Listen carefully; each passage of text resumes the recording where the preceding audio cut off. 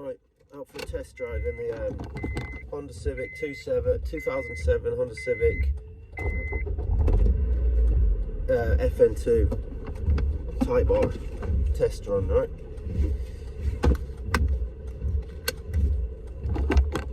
Right, let's go. What to talk about on the way? How about COVID-19? Okay. What do I want to talk about COVID-19 on traffic lights here? Right.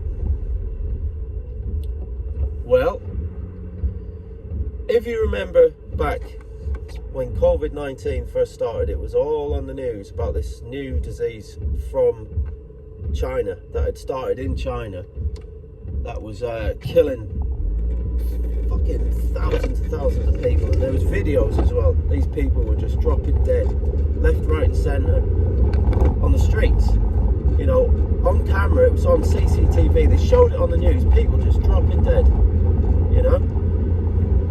And like, it was, for most people, this was terrifying, you know. This disease, it come from bats as well, the worst fucking creepiest creature you could fucking think of to say it come from, you know. You could have said rats, you could have said bats, anything, cats, dogs, mice, but bats is a pretty fucking a good one to use, you know. And these people on the cameras, they were just dropping dead like flies, you know. And what do people do? They go out panic buying. What did they panic buy? Toilet paper. Of all the things you need when everyone's dropping dead all around you, what do you need? Loads and loads of bog roll. Why do you need it? Because television told you that's what everybody's doing. So you went out and did it too, didn't you? You did it. You went out and bought bog roll, and you don't even know why you did it, right? I know why you did it. You did it because the television told you to do it, you know? You don't think the television thinks for you, right? So, this disease, they were telling us then it came to Britain. And in Britain alone, in 1 year, they said that this disease had claimed the lives of 300,000 people. In 1 year. Now, I don't know about you, but I lived right next door to funeral directors at this time, and their business seemed really pretty quiet, to be honest. And driving around on the roads, there wasn't like a load of ambulances going everywhere and all this, you know. Go around the hospitals, you know, because I was delivery driving as a job at the time, driving around the country as well. There was no queues of traffic around hospitals. It seemed unusual. No excess numbers of ambulance or funeral processions on the roads. And in fact, if you go and look in your local graveyard, you'll find there's not a whole lot of new grave plots or where there's been burials for people. So what I'd like to know is, with all these 300,000 people in this little country who died in 1 year, what did they do with all the bodies?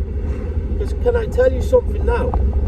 In 1 year, in London, in Britain, let alone in London, in Britain, right, World War II, there was a lot less people died than that from the war, okay? From bombing, from the Luftwaffe coming over and dropping bombs and killing people, right?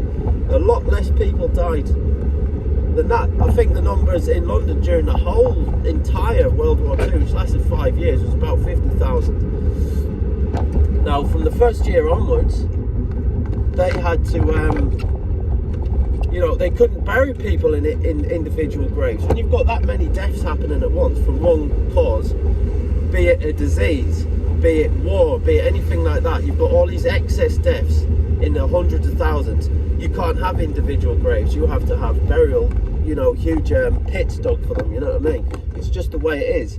It's no different. They've had to do it in all these war-torn countries. You look at any war-torn country throughout recent history and you will see, even in modern day, you know, the most recent wars in these countries where they have lots and lots of people dying, they have to bury them, all the dead. You can't have an individual funeral. They have to be buried in pits. So let me ask you this question: how did they get rid of all these dead bodies? Where are they? Do you know what I mean? All these 300,000 dead. And how comes now, right, this COVID disease, right, where has it gone now? It was so deadly when it was first out that they had people walking around in fucking hazmat suits and all this, you know, like that film 12 Monkeys or something, you know. Where's all that now then? Do you know what I mean? They bring out this thing just to get you to go and take the injections, and how much you silly beggars went and gone and did it as well, you know. There's no way on earth, I don't care what they said to me, there's no way on this earth, if they put a gun to my head and said, either take this vaccination injection or we're going to blow your head off, I'd say go ahead and blow my head off. Because you know what? Basically, that's what they're doing anyway. They're looking to get the numbers down of the people, you know. They don't want all these, they're looking to damage the people. They don't want people who can fight back against what they have planned for them. The future they have planned for humanity is nothing short of something out of a horror film. Do you know what I mean? You're blindly going along with it, you know. Have a good think about, you know, they don't even talk about this thing no more. Like it comes from people eating bats and all this stuff, you know. What's going on with all that now? You know what I mean? All these fucking lockdowns now, and everyone's just going along with it. You know what I mean? You know, I just don't understand it, how people can be so oblivious to it. Go to your local graveyard, right? Go to a graveyard in a big city. Go anywhere you want.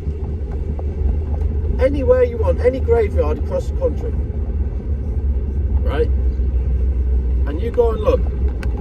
Where's all the new plots for these massive upsurge in deaths that we had the last few years, right? Where are they? Where is all the bodies? Answer me.